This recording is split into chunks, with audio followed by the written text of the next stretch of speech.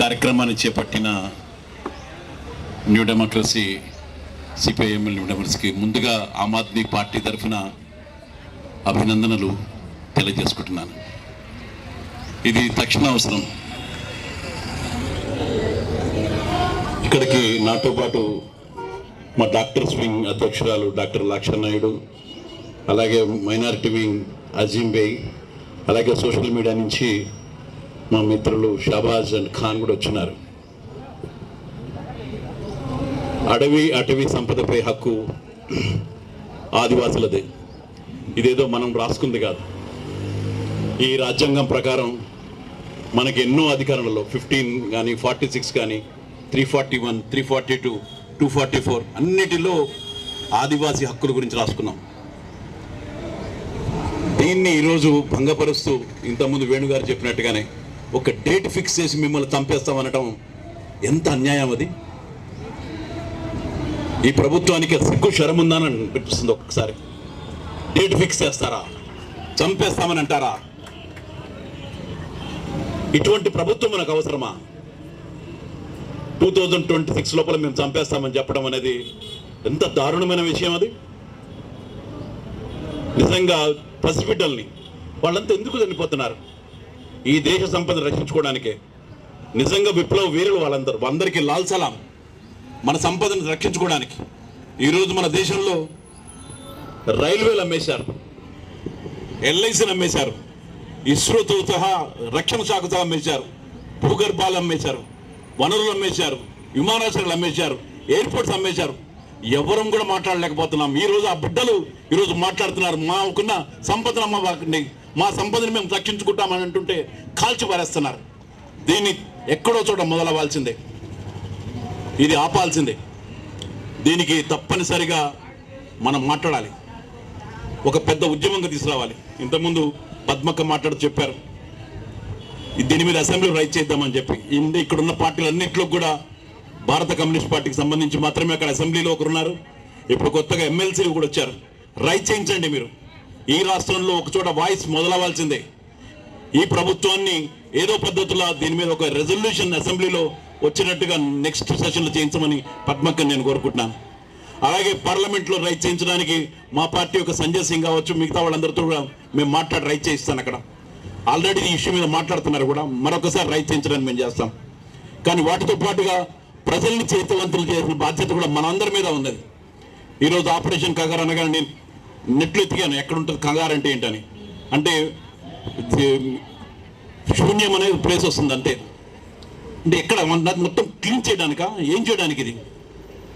దీని మీద దేశవ్యాప్తంగా ఉద్యమం మొదలవ్వాల్సిందే. ఇది మనం ఇక్కడ 100 మంది చేసినంత మాత్రం సరిపోదు. దీన్ని ఒక మహాద్వానికి తీసుకెళ్ళాలి. ఇది ఆగాలి.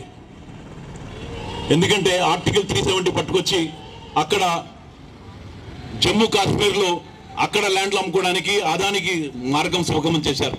అన్ని చోట్ల ఇదే ప్రయత్నాలు జరుగుతున్నాయి. ఈరోజు అదాని అంబానీకి సుమూరు పెంచడానికి మాత్రమే ఈ దేశం కంకణం కట్టుకున్నది. వారి మిత్రులు ఇద్దరు అమ్ముతున్నారు, ఇద్దరు కొంటున్నారు దేశంలో ఉన్న ఆస్తులన్నింటినీ. ఈరోజు మాట్లాడితే ఇక్కడ మన రాష్ట్ర నాయకులు కూడా మొన్న మేము డీలిమిటేషన్ మీద ఇక్కడ చెన్నైలో అనుకుంటాను సమావేశం జరిగింది. చెన్నైలో డీలిమిటేషన్ జరిగితే ఇక్కడున్న ఒక నాయకుడు అంటాడు దొంగల ముఠా చేరిందని. దొంగల ముఠా ఎవరు? మీరు కట్టప్పలు. ఇక్కడున్న దేశ సంపదను పోతుంటే మనకు రావాల్సిన వాటాలు వస్తుంటే వాటిని కూడా మాట్లాడరు. ఒకవైపు జిఎస్టీ పేరు మీద దోసుకుని మనకు వచ్చేది 42% అయితే మిగతా రాష్ట్రాలకి నార్త్ సౌత్లకి ఎక్కుతుంటే ఇక్కడ ఇంకొక పద్ధతిలో దొడ్డిదారిన సెస్ పేరు మీద సర్చార్జీల పేరు మీద దోచుకెళ్లేది మీరు దొంగల ముఠా కాదా? దేశాన్ని మొత్తం అమ్మేసేది దొంగల ముఠా కాదా? మాట్లాడండి. మీరు కూడా సమస్యల మీద మాట్లాడండి. ఏదో ఒక వర్గానికో లేదా దేశాన్ని ముక్కలు చేయడానికో మతం పేరు మీద దేశభక్తి పేరు మీద దేశాన్ని ముక్కలు చేయబాకండి అని కోరుతున్నాం. ఈ దేశ సంపద అందరిది. ఈ దేశ స్వతంత్రం కోసం సింధు, ముస్లిం, సిక్, ఈసాయి అందరూ కలిసి పనిచేశారు. ఎవరు ఒక్కరిది కాదు. ఒక్కరికి సంబంధించింది కానీ ఈరోజు చేసే ప్రయత్నాలు జరుగుతున్నాయి మనకి ఇక్కడ. ఈ ఆపరేషన్ కాగారు ఒకటే కాదు, దేశంలో ఉన్న అన్నిటినీ మొత్తం కూడా ఏదో ఒక పద్ధతిలో తీసుకెళ్లి ఒక మతోన్మాద చేతుల్లోకి తీసుకెళ్ళడానికి ప్రయత్నం చేస్తున్నారు. దేశభక్తి దైవభక్తి. మేమేమి వ్యతిరేకం కాదు, ఎవరు వ్యతిరేకం కాదు. ఎవరి మతం, ఎవరి దేశభక్తి వాళ్ళ ఇంట్లో వరకు ఉండాలి. కానీ వాటి ప్రజల మధ్యలో పట్టుకొచ్చి ఈరోజు చేస్తున్నారు. ప్రశ్నించే వారిని దేశద్రోహులు అంటున్నారు, లేదా అర్బన్ నక్సలైట్లను ముద్రలేస్తున్నారు.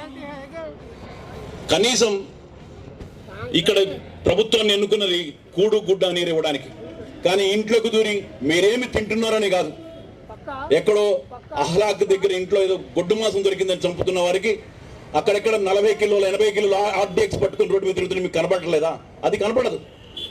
కానీ ఇటువంటివన్నీ కనపడతాయి. ఆపరేషన్ కాగారు పేరు మీద దేశం కోసం పోరాడుతున్న వాళ్ళని నాశనం చేయడమే, దేశం కోసం ప్రాణాలు అర్పిస్తున్న వాళ్ళని ఏరిపారేయడమే మీరు కావాల్సింది.